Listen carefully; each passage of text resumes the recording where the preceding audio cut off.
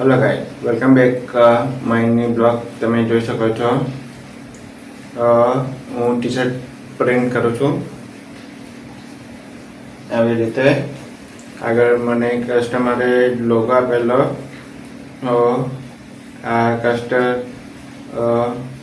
Logo છે, પાછળ મોટો લોગો છે, પાછળ પણ લોગો મેં પ્રિન્ટ કરેલો છે. આવી રીતે